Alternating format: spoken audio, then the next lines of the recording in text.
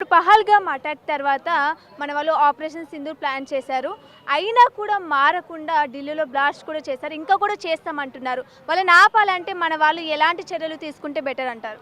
First మన దేశంలో ఉన్న చెత్త అంటే ఈ బయట దేశాల నుంచి వచ్చిన వాళ్ళైతే ఎవరంటే ఉన్నారో వాళ్ళని ఫస్ట్ తొలగించేసేయాలి. అంటే నేను ఇక్కడ ఏమైనా రిలీజనో లేకుంటే ఏదో క్యాష్ పరంగా కూడా చెప్పట్లేదు. సో బయట దేశాల నుంచి కొందరు వచ్చారు. పాకిస్తాన్, ఆఫ్ఘనిస్తాన్, ఉజ్బెకిస్తాన్ అని చాలా దేశాల నుంచి వచ్చిన వాళ్ళు ఉన్నారు. వాళ్ళలో కొందరిని చెరిపేస్తే బాగుంటుంది. దానికి తోడు ఇక్కడ నుంచి బయట ఇంటర్నేషనల్లో వెళ్ళే కాల్స్ని కానీ లేకుంటే అక్కడ వెళ్ళే మెసేజ్ని కానీ ఏమైనా ఉంటే ఒకసారి అరికట్టాలి. ఎందుకంటే ఇక్కడ ఉన్న వాళ్ళు కూడా దానికి చాలా స్వస్తి పలుకుతున్నారు. యాక్చువల్గా అక్కడ ఢిల్లీలో బాంబ్ బ్లాస్ట్ జరిగిన కారణం కూడా మన హైదరాబాద్ నుంచే ఒక పర్సన్ అంట, అతను సంథింగ్ ఏదో కంట్రీలో వెళ్ళి ఒక డాక్టర్ చదివి వచ్చిన పర్సన్ ఇక్కడ హైదరాబాద్లో ఉండి ఆ తర్వాత గుజరాత్లో ఉండి ఆ తర్వాత ఢిల్లీలో వెళ్ళి బాంబ్ బ్లాస్ట్ చేయడం అంటే వీళ్ళందరూ దొరికిపోయారు. వీళ్ళు దొరికిపోయిన విత్ ఇన్ కొన్ని రోజుల్లో బ్లాస్ట్ అనేది జరిగిపోయింది అక్కడ. సో వీళ్ళు ఒకటే చోట కాదు, దగ్గర దగ్గర గుజరాత్, అహ్మదాబాద్ ఫ్రూట్ మార్కెట్లో, ఆ తర్వాత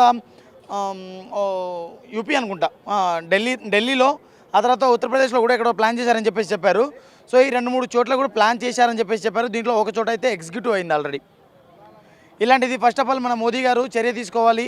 దీని మీద కట్టాకట్టిగా ఒకసారి ఖండించాలి ఖచ్చితంగా అని చెప్పేసి నేను కోరుకుంటున్నాను. సో ఇప్పుడు మనం చూసుకున్నట్లయితే అమ్మాయిలని మానవ బాంబులుగా తయారు చేసి దేశమంతా నాశనం చేస్తారు అంటున్నారు. ఇప్పుడు వాళ్ళని తిప్పకొట్టాలంటే మన వాళ్ళు ఎలాంటి ఆపరేషన్స్ ప్లాన్ చేస్తే బెటర్? అంటే ఏ అమ్మాయిలన్నా కానీ ఏ అమ్మాయిలన్నా కానీ డబ్బుకు ఆశపడో లేకుంటే ఫేక్ ప్రేమ, ఫేక్ లవ్ ఉంటుంది కదా, ఫేక్ లవ్కి ఆశపడో ఒకటి చేతిలో లొంగిపోతే మాత్రం మానవ బాంబులుగా వాళ్ళనే తయారు చేస్తారు. ఎందుకంటే నేను మచ్చిగా చేసుకొని నా వెనకాల కుక్కలా తిప్పుకొని ఆ తర్వాత నేను ఏది చెప్తే నువ్వు అది వినేలా ఉంటే ఖచ్చితంగా నువ్వు కూడా రేపటి రోజున మానవ బాంబే అవుతావు. కాబట్టి అమ్మాయిలందరూ జాగ్రత్తగా ఉండాలి. అమ్మాయిలని వాళ్ళ ఫ్యామిలీ మెంబర్స్ కూడా జాగ్రత్తగా ఉంచాలి. కొన్ని రోజులు ఈ ఈ ఈ క్రిటికల్ టైంలో చాలా జాగ్రత్తగా ఉంచాలని చెప్పేసి కోరుకుంటున్నాను. అలాగే ఇప్పుడు ఉంటాయి బాంబ్ స్క్వాడ్స్, ఆ తర్వాత పోలీస్ కేటగిరీస్లో కొన్ని వందల కేటగిరీలు ఉన్నాయి.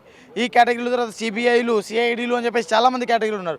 ఈ కేటగిరీలు అందరూ కలిసి ఒకసారి ఈ ఎవరైతే ఉంటారో ఏమంటారు వీళ్ళని స్లీపర్ సెల్స్, ఈ స్లీపర్ సెల్స్ని తొలగిస్తే చాలా బాగుంటుందని చెప్పేసి కోరుకుంటున్నాను.